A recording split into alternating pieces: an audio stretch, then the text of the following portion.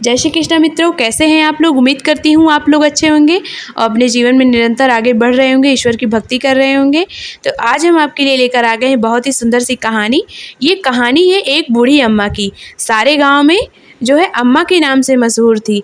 अम्मा विष्णु भगवान की बहुत बड़ी भक्त थी। उनकी दिन रात सेवा करती, भोग लगाती, पूजा पाठ करती और दयालु भी बहुत थी। जितना वो कर सकती थी लोगों के लिए करती थी। जो है सारा गांव उनकी इज्जत बहुत करता था। एक दिन अम्मा जी के सपने में भगवान विष्णु आए। उन्होंने कहा, अम्मा मैं तुम्हारी भक्ति से बहुत प्रसन्न हुआ हूँ, तुम्हें जो मांगना है वो मांगो।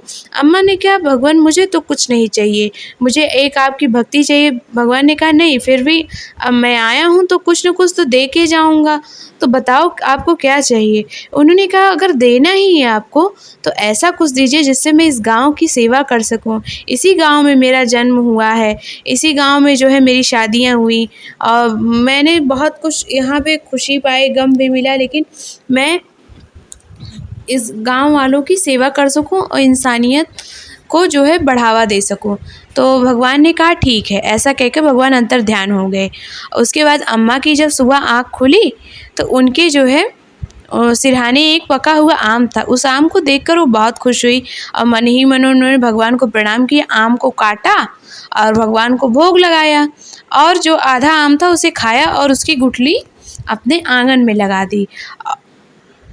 और वो जो है आम की गुठली जो लगाई थी वो एक जो है आम का विशाल पेड़ बन गया और आम के सीज़न में उसमें मीठे मीठे आम लगने शुरू हो गए और आम भी ऐसे कि जिसने खाया वो उसका स्वाद भूल नहीं पाया। अम्मा के घर के बाहर लोग जमा होने लगे और अम्मा को आम बांटकर बड़ी खुशी मिलती थी। एक दिन अम्मा के आमों की चर्चा राजा तक पहुंची। राजा थोड़ा ईर्ष्यालु था। उसने कहा, हाँ जरूर अम्मा ने कुछ किया होगा, वो काला जादू करती होंगी, इसीलिए जो है उनके आम जो है इतने मीठे हैं। उसे उनकी प्रसिद्धि अम्मा की खटकने लगी। उसने अपने सेनापति को कहा, जाओ तुम उस पेड़ को काट दो।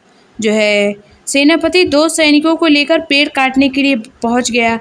पेड़ पर लगे आमों को देख सैनिक के मुंह में पानी आ गया। उन्होंने अम्मा से पूछा कि क्या अम्मा मैं आम खा सकता हूँ। तो अम्मा ने कहा, हाँ बेटा क्यों नहीं। जो है अम्मा ने तुरंत आम तोड़कर आम काट कर दिया और सैनिक ने खाया, उन्हें बहुत अच्छा लगा। फिर सेनापति को बहुत देर से इंतज़ार कर रहा था कि आम काट के आ गए होंगे सैनिक जो है। तो वो कहा कि अब मैं खुद ही चलता हूँ। जैसे वो पहुँचा उन्होंने सैनिकों को आम खाते देखा, आराम से बैठा देखा। उसने गुस्सा किया कि तुम लोग यहाँ आम का पेड़ काटने आए थे कि आम खाने आए थे। उन्होंने कहा कि सेनापति जी, आम इतने रसीले और मीठे हैं, आखिर राजा साहब को इसे काट कर क्या मिलेगा। इस हरे भरे पेड़ को काटना अन्याय है, बाकी आप जैसा उचित समझें। सेनापति चक्कर में पड़ गए। एक तरफ राजा की आज्ञा, दूसरी तरफ आम का पेड़ जिससे अम्मा गांव वालों की सेवा कर रही थी। सोच विचार का अंत में सेनापति ने उस पेड़ को काटने का फैसला कर लिया। वह महल पहुंचा, आमों के बारे में राजा को बताया। राजा ने सेनापति से उस आम के पेड़ की तारीफ सुनी तो उसने वहां खुद जाने का फैसला किया। वह अपने अंगरक्षकों के साथ अम्मा के घर जा पहुंचा। अम्मा बड़ी दयालु थी। उन्होंने पूछा, कैसे आना हुआ बेटा।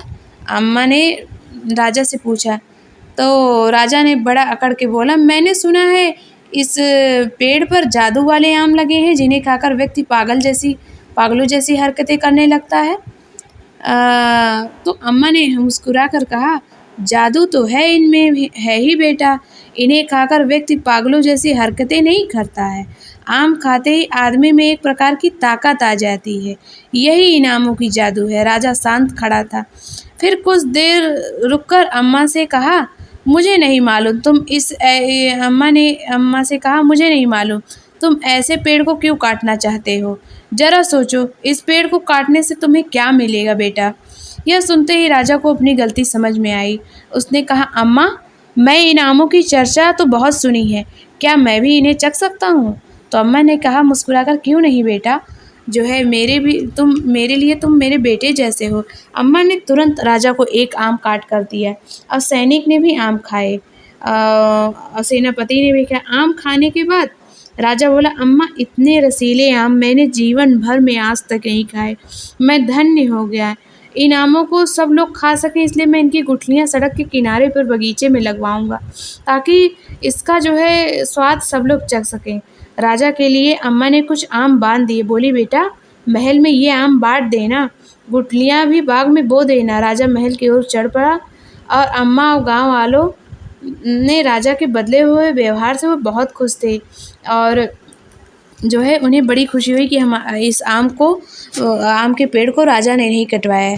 तो देखा साथियों, किस तरीके से बूढ़ी अम्मा ने अपनी भक्ति भाव और सेवा भाव से गांव वालों को भी खुश कर दिया और राजा को भी कर दिया, और आम खिलाकर जो उन्हें पुण्य मिले वो अलग ही। तो इसीलिए हमें भक्ति करनी चाहिए और कर्म भी ऐसे करने चाहिए जो दूसरों के, अपना भला तो हो ही लेकिन दूसरों के भी काम आए। जीवन ऐसा जिए कि जो अपने लिए भी हो, अच्छा कर सके और दूसरों का भी उसमें भला हो सके। तो चलिए मिलते हैं आपको एक नई कहानी के साथ। तब तक अपना अपने परिवार का ध्यान रखिए। जय माता दी, जय श्री राम, राधे राधे।